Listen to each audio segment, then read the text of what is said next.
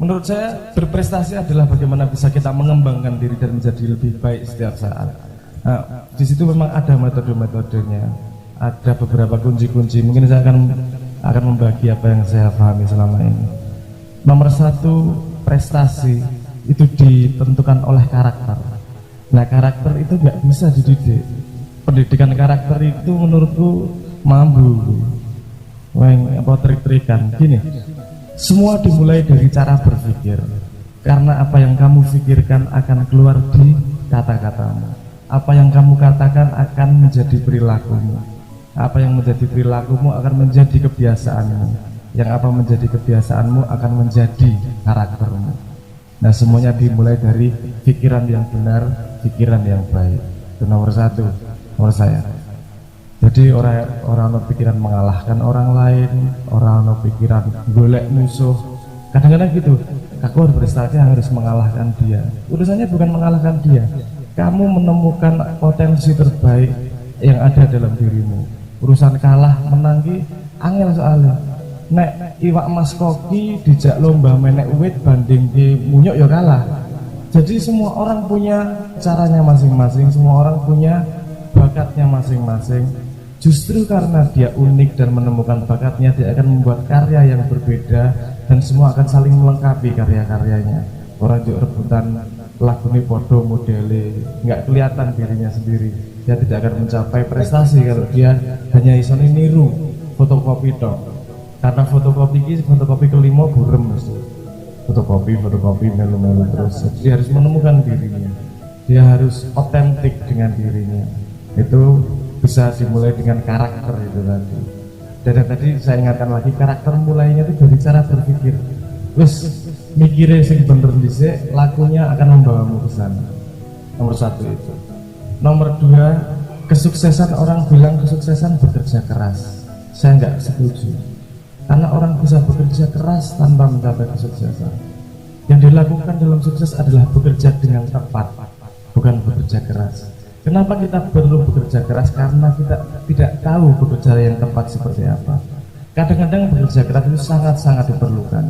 Tapi yang membawa kesuksesan adalah bekerja yang tepat. Akeh kok ceritanya, wong dadi band apa urusane nang TV itu bukan karena dia paling baik atau gimana, cuman kebetulan lagi nyanyi serius di tempat yang tidak, misalnya yang pinggir jalan tapi nyanyi tenanan, dia serius dengan apa yang dia lakukan, tepat dia melakukan apa ya dia lakukan sehari-hari, waktunya dihabiskan dengan membuat karya, dengan penyanyi yang baik, dengan mengasah kemampuannya, bukan repot lobby bagaimana cara masuk ke label. Itu contohnya yang jadi namanya Iwan Fals itu, dia nggak masuk ke sana masukin album nggak gitu, pengen jadi label sana, pengen label sana, nggak seperti itu.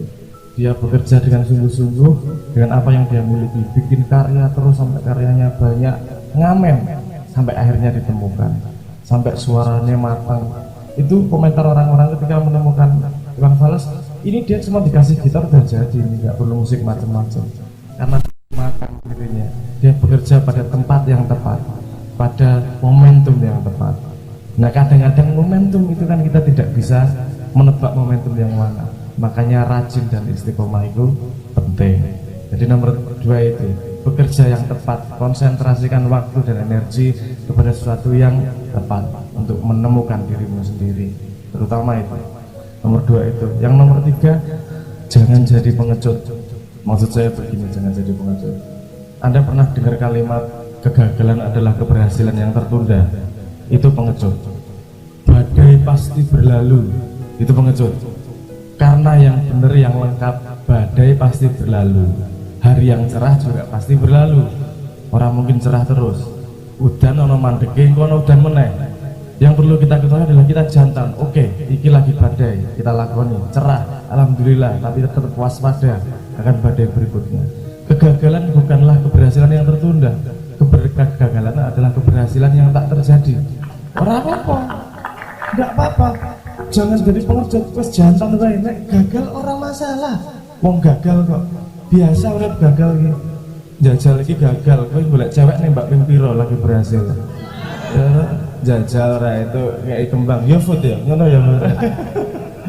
Itu kegagalan bukanlah keberhasilan yang tertunda. Kegagalan adalah keberhasilan yang tak terjadi. Nggak masalah. Kenapa? Karena keputusan yang benar datang dari pengalaman. Pengalaman datang dari keputusan yang salah. Jadi kalau kamu gagal, akui bahwa itu kegagalan dan cari tahu kenapa kamu gagal. Kegagalanmu membuatmu punya pengalaman, sehingga berikutnya memberi kesempatanmu untuk sukses. Jadi ora saweti, ora dadi pengecut. Gagal ora dosa, ora ana ayate nek ora salah. Ono ora? Gagal masuk neraka, ono gak ono ceritane. Gak apa-apa, gagal karena semua kegagalan itu akan membawamu ke keberhasilan jika kamu bisa mengambil pengalaman dan ilmu dari kegagalan. Contoh paling nyata begini. Kalau kita dapat kejadian buruk, pasti dicari hikmahnya, bener nggak? Ada yang pernah mencari hikmahnya ketika ada kejadian baik. Kamu dapat lotre, kita cari hikmahnya. Rano, nah emang busur nyonyor cangeme lagi kita cari hikmahnya. Untung mengerain itu tangannya ceklek. Cari hikmahnya. Jadi pengetahuan itu terbuka lebih lebar ketika kita punya pengalaman buruk. Kita lupa mencari ilmunya ketika pengalaman baik. Jadi kegagalan membawa pintu luar biasa untuk ilmu, dan keberhasilan membawa resiko luar biasa untuk kita tidak menjadi lebih pintar. Jadi harus waspada. Kegagalan membuat kita pandai, keberhasilan membuat kita waspada. Ketika kita bisa menjaga lingkaran itu terus, berhasil kita waspada, gagal kita belajar, berhasil kita waspada, gagal kita belajar. Kalau lingkaran itu terus berjalan, kita akan terus jadi tambah pintar dan tambah maju. Karena kesuksesan tidak hanya terjadi sekali, kesuksesan harus terjadi berkali-kali. Dari kesuksesan kecil-kecil, untuk sampai ke 1 kilometer ke depan, kamu perlu sukses satu langkah demi satu langkah. Jadi setiap kesuksesan kecil harus dihargai, diwaspadai, dan diambil ilmunya. Ketika kita bisa menjalankan itu, keberhasilan yang kemanapun akan tercapai, insya Allah. Dan yang penting yang terakhir, kita kalau mau ingin mencapai sesuatu, kita harus istiqomah.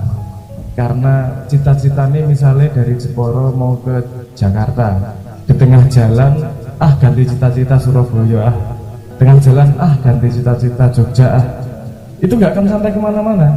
Baru tengah jalan balik meneh, baru tengah jalan balik meneh, baru tengah jalan balik meneh. Jadi butuh istiqomah, belajar, jantan, dan satu lagi selalu menjaga pikiran yang baik. Mungkin itu dulu dari saya. Matur nuwun. Assalamualaikum warahmatullahi wabarakatuh. Waalaikumsalam warahmatullahi wabarakatuh. Menemukan bakat. Tadi ada salah satu kunci sukses juga yang belum saya ceritakan. Itu yang satu yang namanya observasi, teliti. Kalau kamu mengambil waktu diam dan melihat, mengalami hidup benar-benar, kue hobi apa, kue bakatmu, kue seret neng endi, kue bakatmu. Karena itu tarian alami dari dirimu. Apakah bakat itu mengandung potensi ekonomi? Nanti dulu ya. Tapi kita ngomong bakatmu. Kamu ketarik kemana? Itu pasti bakatmu. Kamu ketarik kemana? Pasti bakatmu. Bagaimana tinggal kamu mengasah bakatmu. Maksud saya observasi gini loh. Kamu melihat hal yang kecil-kecil, jangan pernah menyepelekan apapun. Kamu lihat, kalau gitar pakai tangan kanan, pakai tangan kiri, kenapa fretnya beda, jaraknya, kenapa kayunya beda, mainnya rasanya beda. Ya itu kecil-kecil seperti itu. Kalau kamu hobi, kamu melakukan, mendalami, dan kamu pengen sukses, kamu harus memperhatikan yang kecil-kecil. Gak harus yang aneh-aneh, yang kecil-kecil aja, yang kamu alami setiap hari, yang kamu anggap kamu sudah tahu. Kayak contohnya nih, observasi hal yang sangat kecil, teliti. Kue so ngitung suka 0 tekan 1 serang. Jajal, 0, 1, 2, 3, 4, coba. Saya kira-kira bisa nggak? Saya tanya. Bisa? Mudah atau susah? Saya tanya, angka 9-nya ada berapa? Dari 0 sampai 100. Ini yang namanya observasi. Hal-hal yang sederhana, kamu anggap tahu. Orang merasa sudah tahu itu berbahaya, karena dia tidak tahu nanti intisarinya. Gampang ini, 0 sampai 100, kamu semua orang bisa, anak SD juga bisa. Saya tanya angka 9-nya berapa, ada yang bisa jawab nggak? Ada 9, 10. Maju. Saya cuma pengen ngasih contoh aja. Jenengmu siapa mas? Ainul Falah. Oh kosongannya berapa biro mas? 11. Oke 11. Mau nasi ngomong sama, mau nasi ngomong 10. Ini gampang loh, anak SD tahu loh ini.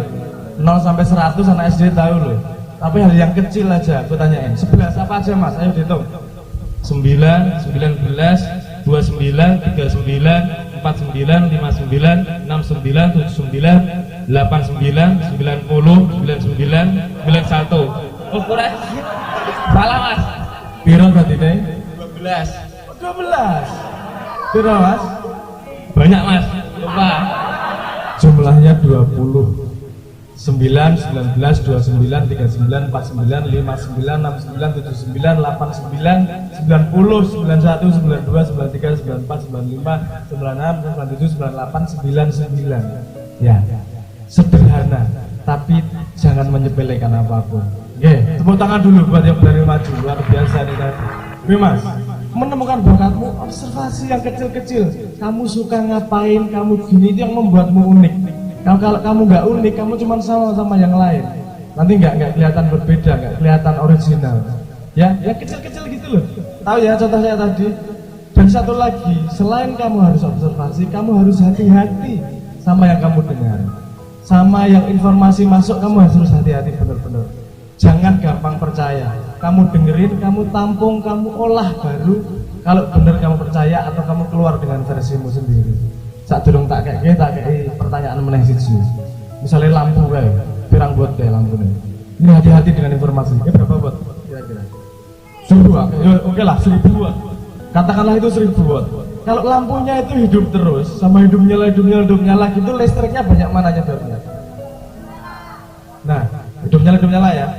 Ini maksud saya hati-hati dengan apa yang kamu dengar. Informasi yang datang tidak selalu sama dengan apa informasi yang kamu anggap, ya. Kalau hidup terus sama hidup nyala sama saja, karena hidup sama nyala sama aja. Kalau hidup terus atau hidup mati baru berbeda. Kamu tertipu dengan ini loh. Tahu nggak maksud saya? Ini sebetulnya tebak-tebakan, tapi jangan meremehkan apapun. Ini menunjukkan bahwa informasi yang masuk belum tentu sama apa yang di kepala kita. Ya harus hati-hati, jangan teliti. Nggak, gue nek delok berita, delok media, delok coro dan segala macam, kamu harus sangat hati-hati. Karena itu cara paling gampang menipu manusia. Dan kita sudah sangat banyak pengalaman tertipu dengan berita-berita model-model seperti itu. Kita nggak teliti, kita percaya pada anggapan, bukan kepada informasinya. Untuk menemukan bakat, menurut saya itu tadi, Mas ya.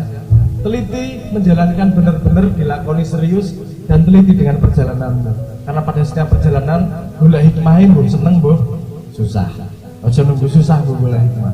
Mau dikai susah terus. Nah,